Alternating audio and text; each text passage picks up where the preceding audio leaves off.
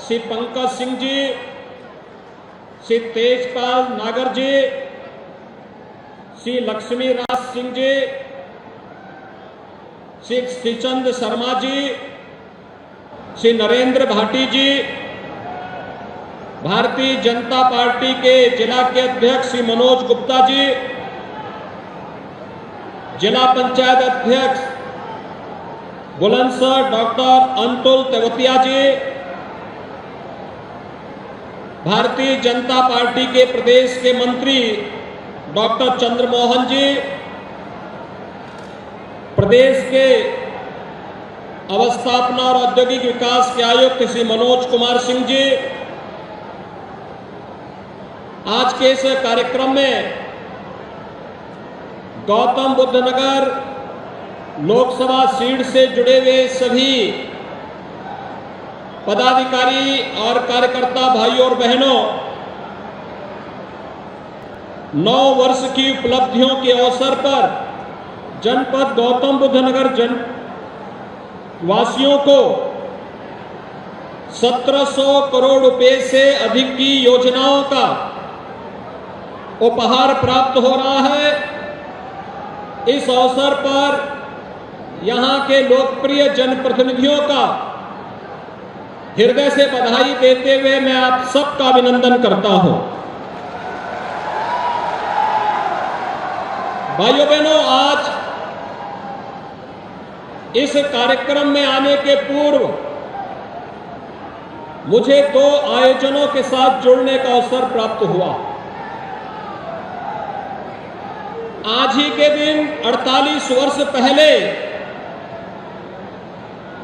कांग्रेस ने लोकतंत्र के गले को घोंटने का प्रयास किया था। लोकतंत्र की हत्या करने का प्रयास किया था और उस समय जो आवाजें मुखर हुई थी, मीडिया जगत का एक प्रखर नाम था स्वर्गीय रामनाथ गोयनका जी का। इंडियन एक्सप्रेस ग्रुप के संस्थापक के नाम से आज एक मार्ग का लोकार्पण करने का भी अवसर मुझे प्राप्त हुआ। उन लोकतंत्र सेनानियों की स्मृतियों को, जिनके कारण इतनी बड़ी संख्या में हम सब उपस्थित होकर के भारत के लोकतंत्र पर गौरव की अनुभूति करते हैं, उन सभी लोकतंत्र सेनानियों की स्मृतियों को नमन करने का एक अवसर यहां पे इस नामकरण के माध्यम से मुझे प्राप्त हुआ। मैं इस अवसर पर उन ज्ञात अज्ञात सभी लोकतंत्र सेनानियों को स्मरण करते हुए उन्हें नमन करता हूं।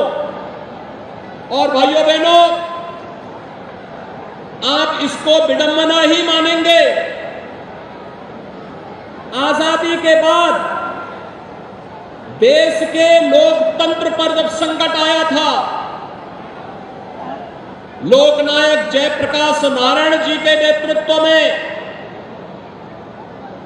उस समय के उन तमाम महान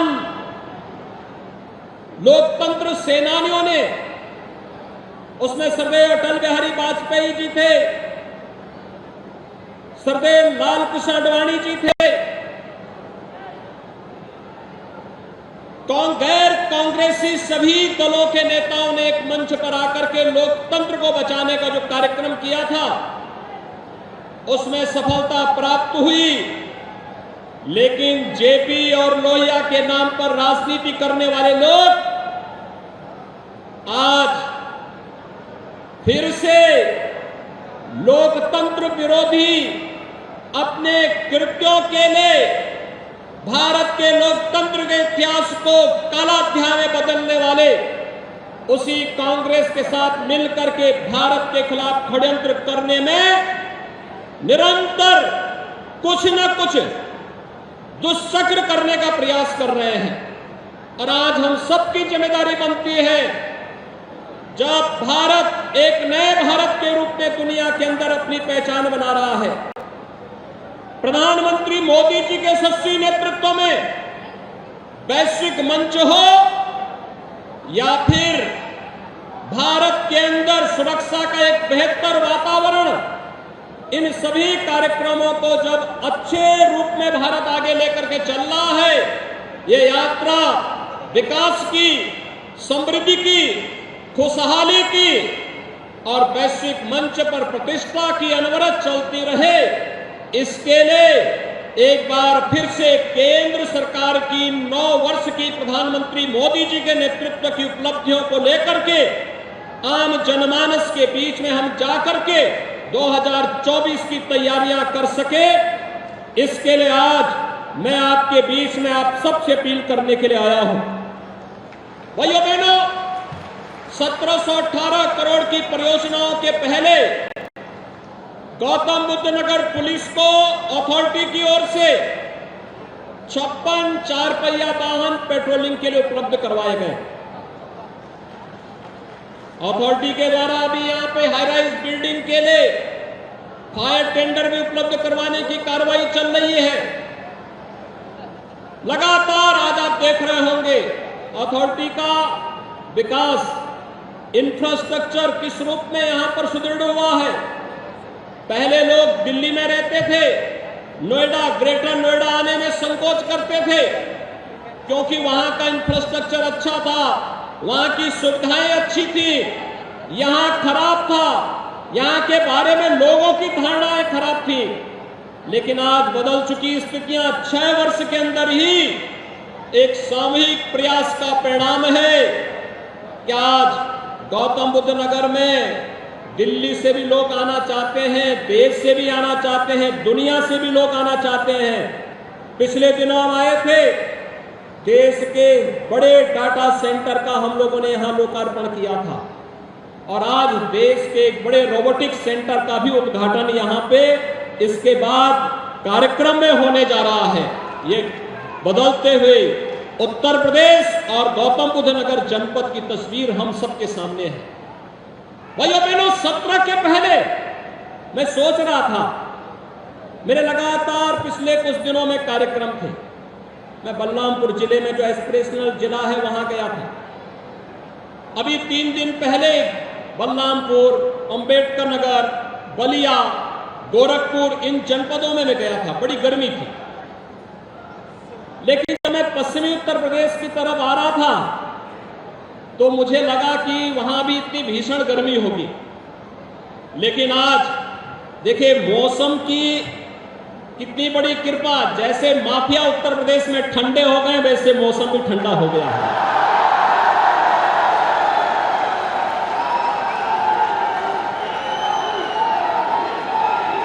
मुझे सुबह बताया गया, मैं रात्रि को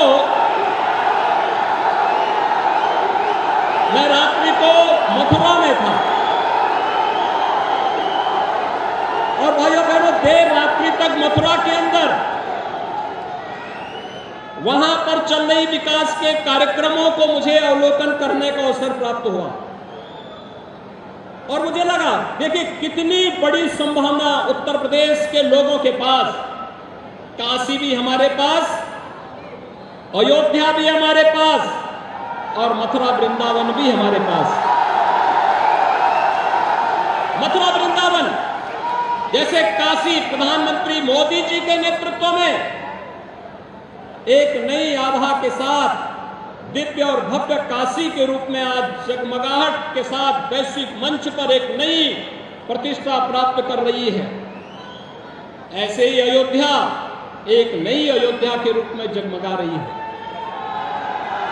और मुझे लगता है हर भारतवासी दुनिया के अंदर जहां कहीं भी सनातन हिंदू धर्मावलंबी होगा, भारत का शुभचिंतक होगा, वह जनवरी 2024 का इंतजार कर रहा है जब रामलला अपने स्वयं के भव्य मंदिर में विराजमान होंगे। अयोध्या में वह दिन भी नजदीक आने वाला है। और मैं कल मथुरा वृंदावन की जगमगाहट को, वहां पे चल रहे कार्यक्रमों को भी देख रहा था।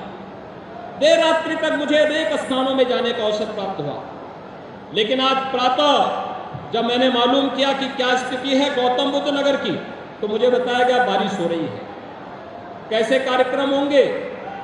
मैंने कहा चिंता मत करिए, तो जो पहले से बोला गया उसके अनुरूप हो रहा है, क्योंकि उत्तर प्रदेश में सब कुछ अब विकास के बारे में लोग सोच रहे हैं, विकास होना है। लोगों के मन में एक बात आ गई है कि हम केवल और केवल सकारात्मक सोच के साथ, जिस सकारात्मक सोच के साथ प्रधानमंत्री मोदी जी ने विगत 9 वर्षों के अंदर अथक परिश्रम करके, कठिन परिश्रम करके अपने विजनरी लीडरशिप में देश को एक नई दिशा दी है। हर एक क्षेत्र में आपने 21 जून को विश्व योग दिवस के रूप में मनाया। दुनिया के 180 देशों ने योग दिवस के साथ जुड़ करके भारत की ऋषि परंपरा के प्रति कृतज्ञता ज्ञापित की। हर भारतवासी गौरवान्वित है। आपने परसों देखा अमेरिकी सीनेट को प्रधानमंत्री मोदी जी संबोधित कर रहे थे और अमेरिका में क्या अभूतपूर्व स्वागत प्रधानमंत्री मोदी जी को प्राप्त हुआ। भाइयों बहनों, वर्तमान में आजादी के अमृत काल में भारत 2 बड़ी उपलब्धियों को लेकर के वैश्विक मंच पर छा रहा है। G20 समूह की अध्यक्षता प्रधानमंत्री मोदी जी के नेतृत्व में भारत कर रहा है। G20 दुनिया के 20 बड़े देश, जिनके पास कुल दुनिया की आबादी की 65% से अधिक आबादी निवास कर रही है, दुनिया के 80% संसाधनों पर जिनका अधिकार है, 85% GDP पर जिनका अधिकार है और 90% पेटेंट पर जिनका अधिकार है, उन देशों की अध्यक्षता भारत वर्तमान में कर रहा है। G20 का एक समिट गौतम बुद्ध नगर जनपद में भी प्रस्तावित है। भाइयों बहनों, एक तरफ यह और दूसरी तरफ जब भारत अपनी आजादी के अमृत काल में चल रहा है, एक नए भारत के रूप में, एक खुशहाल भारत के रूप में, दुनिया की 5वीं बड़ी अर्थव्यवस्था के रूप में उभरता हुआ भारत आज हम सबके सामने है। कोरोना कालखंड में फ्री में टेस्ट, फ्री में उपचार, फ्री में वैक्सीन और 3.25 वर्षों से 80 करोड़ लोगों को प्रधानमंत्री मोदी जी के नेतृत्व में फ्री में राशन की सुविधा का लाभ भी भारत दे रहा है। दुनिया के अंदर कोई देश नहीं दे रहा है। भाइयों बहनों, 80 करोड़ लोगों को भारत 3.25 वर्ष से फ्री में राशन की सुविधा दे रहा है। और दूसरी तरफ 1947 में भारत का विभाजन करके बना हुआ पाकिस्तान एक एक रोटी के लिए मोहताज हो रहा है। जब भारत अपनी आजादी का अमृत महोत्सव मना रहा है, तब भारत खुशहाली की ओर से दुनिया की एक बड़ी आर्थिक ताकत के रूप में उभर रहा है। भारत के नागरिकों में समृद्धि आ रही है। भारत विकास की एक नई यात्रा के साथ आगे बढ़ रहा है और ये यात्रा इसी प्रकार से बनी रही। 2027 आते आते भारत दुनिया की तीसरी बड़ी अर्थव्यवस्था के रूप में स्थापित होगा। एक तरफ भारत की शानदार यात्रा और दूसरी तरफ पाकिस्तान अपनी नकारात्मक सोच के नाते, अपनी विध्वंसात्मक सोच के नाते भूखमरी और दरिद्रता की एक नई कहानी रचता हुआ दिखाई दे रहा है। और भाइयों बहनों, कोई कारण नहीं, आने वाले समय में अपने इन्हीं कृत्यों के नाते पाकिस्तान भी वैसे ही ठंडा न हो जाए जैसे यहां के माफिया ठंडे हो गए हैं। कोई कारण नहीं। अब देखना ये उधर बढ़ रहा है और इसीलिए आज मैं आपके पास आया हूं आप सबसे अपील करने के लिए, जिन लोगों ने लोकतंत्र के गले पर रौंदा था, आज उसके साथ जब समाजवादी पार्टी, उनके साथ जब राष्ट्रीय लोकदल, उनके साथ जब जेडीयू और अन्य जेपी के अनुयायी कहे जाने वाले दलों की जब सांठगांठ होती है, तो जनता भी इनके उन सभी कारनामों को कि अपने भ्रष्टाचार के कारनामों को छुपाने के लिए कैसे, क्योंकि समाजवादी पार्टी का तो पुराना इतिहास रहा है ना कि कांग्रेस को इन्होंने 2004 में बिना मांगे ही समर्थन देने का कार्य किया था।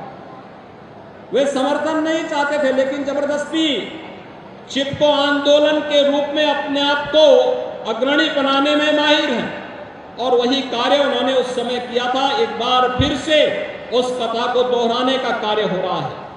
लेकिन भाइयों बहनों, हमें विकास के बारे में जो सकारात्मक सोच प्रधानमंत्री मोदी जी ने दी है, उस सकारात्मक सोच के साथ आगे बढ़ना है। और आज गौतम बुद्ध नगर जनपद में मैं स्वयं इसी बात को लेके आया हूं। विगत 6 वर्ष में यहां के परसेप्शन को बदला है। यहां पे बड़े बड़े कार्य, इंफ्रास्ट्रक्चर के बड़े बड़े कार्य हो रहे हैं, निवेश आ रहा है, और गौतम बुद्ध नगर जनपद एक बार फिर से नोएडा, ग्रेटर नोएडा यमुना अथॉरिटी के माध्यम से अपनी आभा को देश के अंदर वैश्विक मंच पर फिर से वह छाता हुआ दिखाई दे रहा है। एक नए भारत के नए उत्तर प्रदेश के रूप में इस जनपद ने उत्तर प्रदेश को एक नई पहचान विगत 6 वर्ष के अंदर देने का कार्य किया है। यहां पर एशिया का सबसे बड़ा एयरपोर्ट जेवर में बन रहा है। भाइयों बहनों, 6 वर्ष पहले जेवर की क्या स्थिति थी, क्या स्थिति थी, और इस वर्ष के अंत में हम जेवर में फर्स्ट फेज का कार्य संपन्न कर चुके होंगे।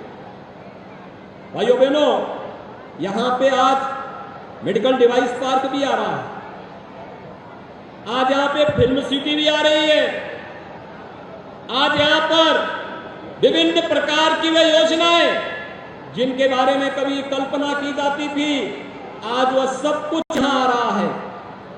लेकिन मैं धन्यवाद दूंगा जेवर एयरपोर्ट में जिन किसानों ने जमीन दी थी, सचमुच उनका अभिनंदन करता हूं। मैंने यहीं पे आकर के उनसे उस समय संवाद किया था और मैंने अनुरोध किया था कि आपका समय निकल चुका है, लेकिन आने वाली पीढ़ी के भविष्य के बारे में सोचिए। हमें कैसा विकास चाहिए? जो लोग इस पूरे जनपद को, यहां के विकास को बैरियर बन करके माफियाओं के साथ मिल करके यहां के विकास को रुद्ध करते थे, हमें उनको आगे बढ़ने के लिए अवसर देना है या यहां का विकास करके आने वाली पीढ़ी के भविष्य को उज्जवल करना है। और यहां के आने वाले सभी सम्मानित किसानों ने, अन्नदाता किसानों ने कहा था, नहीं हमें विकास चाहिए, आने वाली पीढ़ी का भविष्य उज्जवल चाहिए। तो मैंने उनसे अनुरोध किया कि सचमुच आप विकास के पक्षधर हैं तो एक काम करना कि जेवर एयरपोर्ट के लिए बनने वाला जो एयरपोर्ट है, उसके लिए जो जमीन है, उस जमीन की रजिस्ट्री के कागज 1 महीने के अंदर आप यहां के माननीय जनप्रतिनिधियों के साथ मिलकर के लखनऊ में मुख्यमंत्री आवास में आकर के मुझे दे देंगे, तो मैं मान लूंगा कि आप लोग सचमुच एयरपोर्ट बनाने के पक्षधर हैं। और उन्होंने किया था, और मैं आज इसीलिए आया हूं।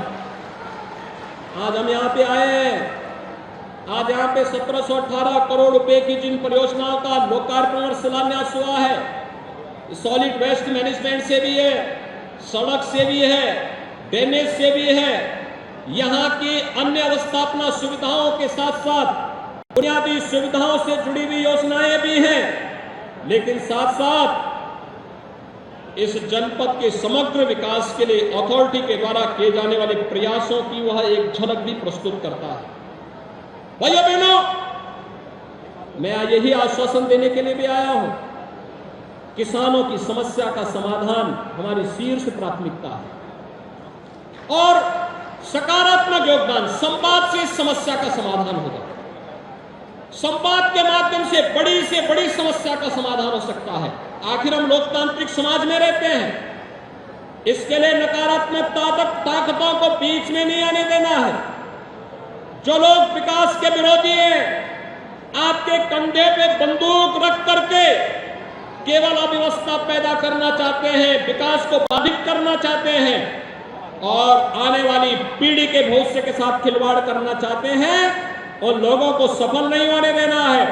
हम संवाद के माध्यम से अपनी समस्या का समाधान करें और साथ ही साथ हम लोग यहाँ पे बायर और बिल्डर से जुड़ी हुई समस्या का समाधान करने के लिए भी एक सकारात्मक दिशा में आगे बढ़ने वाले हैं।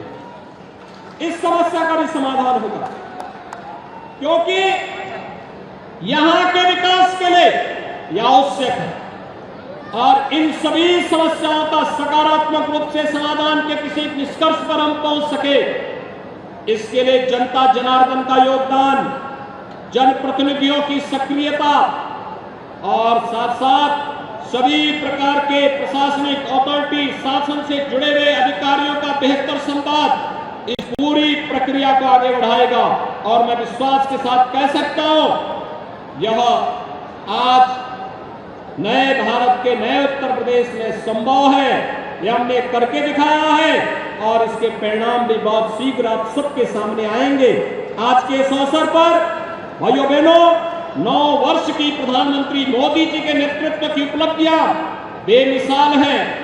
खुशहाल भारत की एक नई नींव रखने वाले हैं और समृद्ध और खुशहाल भारत की इस नई नींव के लिए हम सबको भी मिल करके प्रधानमंत्री मोदी जी के नेतृत्व में इस नए भारत के निर्माण के लिए, समृद्ध भारत के निर्माण में अपना योगदान देना होगा।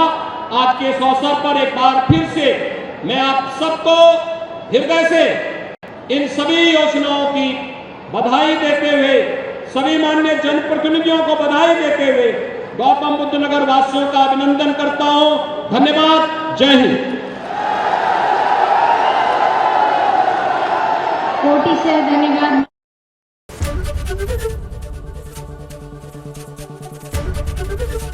एबीपी गंगा, खबर आपकी, जुबान आपकी।